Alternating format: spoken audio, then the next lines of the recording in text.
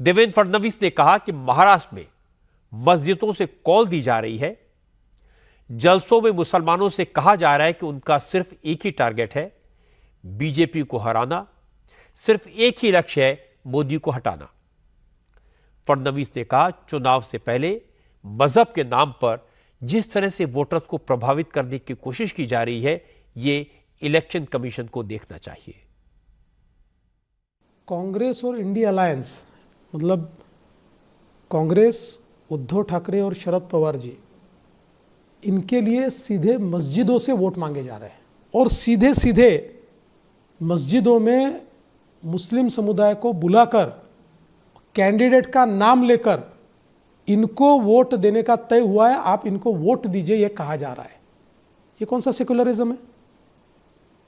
और अगर इस प्रकार से पोलराइज करके और साथ में यह भी कहा जा रहा है कि वोट जिहाद कीजिए, डर फैलाकर उनको दिग्भ्रमित किया जाता है, बहुत साल नहीं फैला पाएंगे और 5 साल फैलाएंगे, पर मुसलमानों को भी एक दिन यह ध्यान में तो आएगा कि हमारा इस्तेमाल वोट बैंक जैसा किया।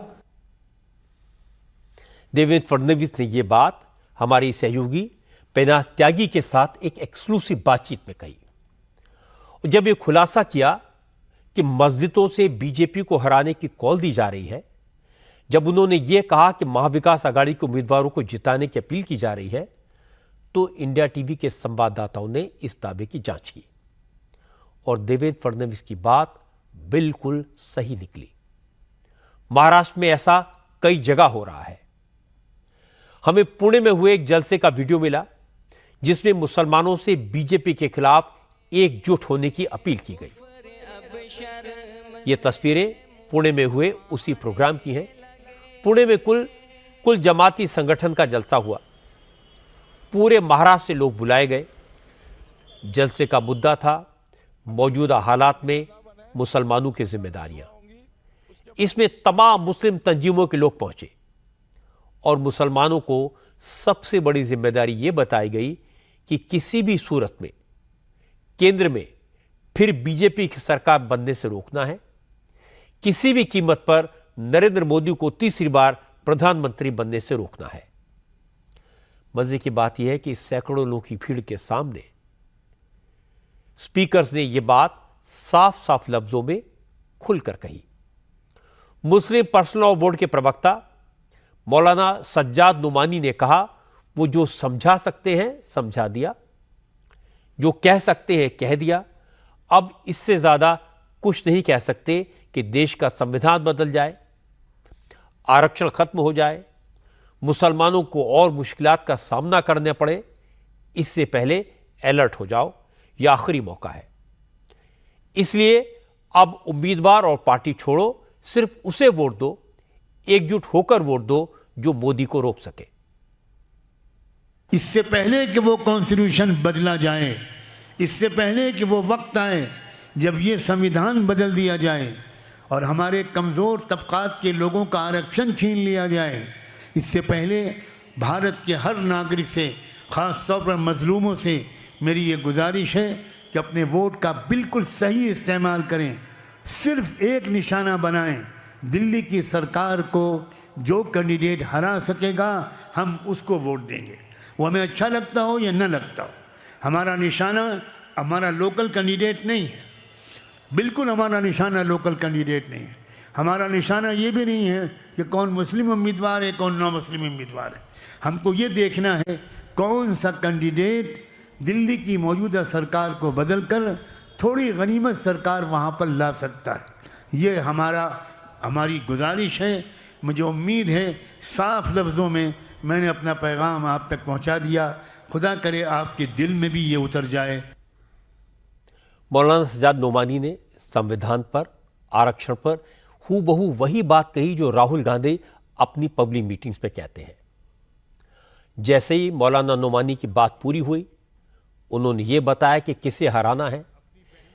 इसके बाद कुल जमाती संगठन के मेंबर उस्मान हिरोली माइक पर आए।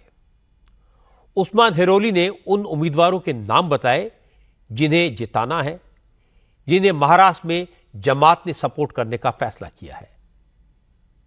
कुल जमाती तंजीम ने ये फैसला किया है कि पूना शहर और जवार और अतलाफ के 4 कैंडिडेट्स की हिमायत की जाए, जिसमें पूना शहर से जनाब रविंद्र धंगेकर, जिनकी निशानी हाथ का पंजा है, उनकी हम हिमायत करते हैं।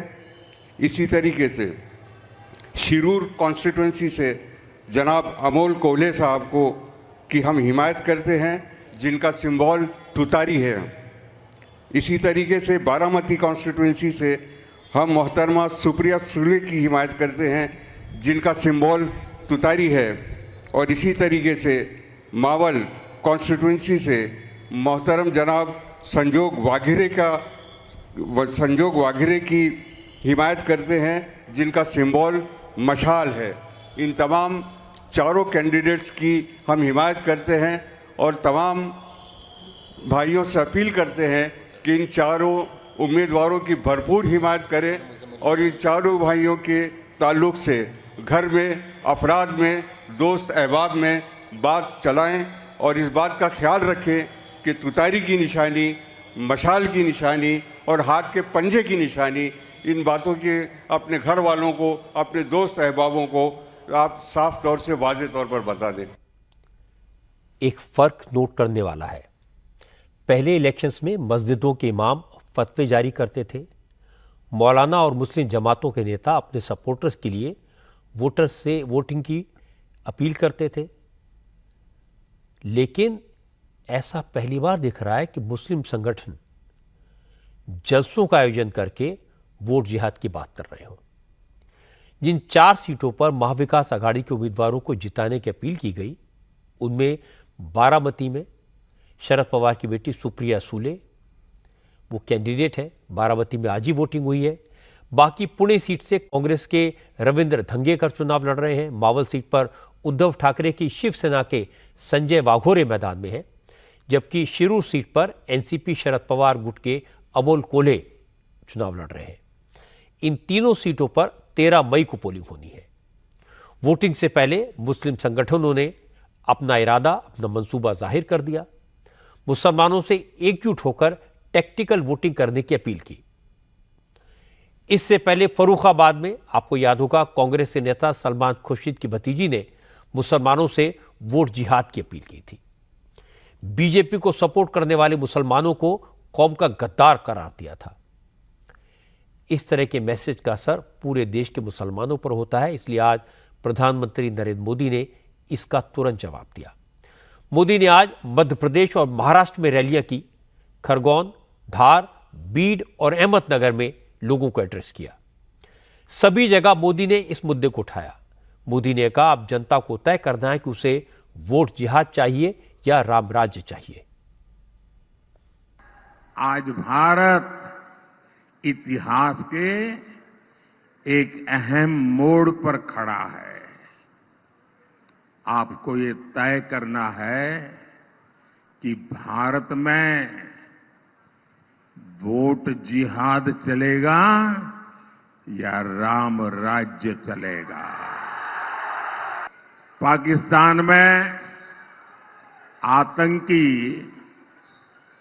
भारत के खिलाफ जिहाद की धमकी दे रहे हैं और यहां के कांग्रेस के लोगों ने भी घोषणा कर दी है, मोदी के खिलाफ वोट जिहाद करो।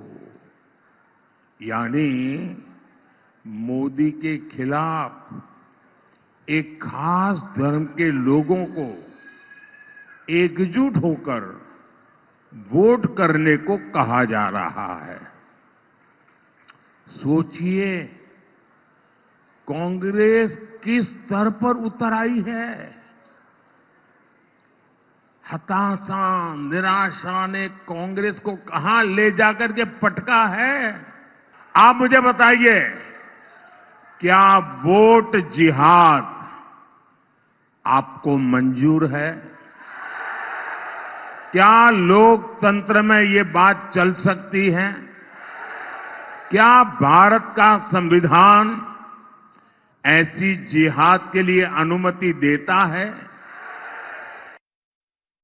इसके बाद मोदी ने मध्य प्रदेश के धार में कहा कि वो 400 सीटों की मांग इसलिए कर रहे हैं जिससे कांग्रेस और उसके साथी दलों के मंसूबों को पूरा होने से रोका जा सके।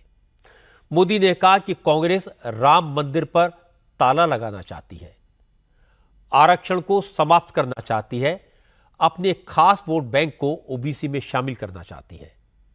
मोदी ने कहा अगर यह सब रोकना है तो मोदी को 400 सीटें देना जरूरी है। मोदी 400 सीटें क्यों मांग रहा है, ये भी देश को जानना बहुत जरूरी है। मोदी को 400 सीटें चाहिए ताकि मैं कांग्रेस और इंडी गठबंधन की हर साजिश को रोक सकूं।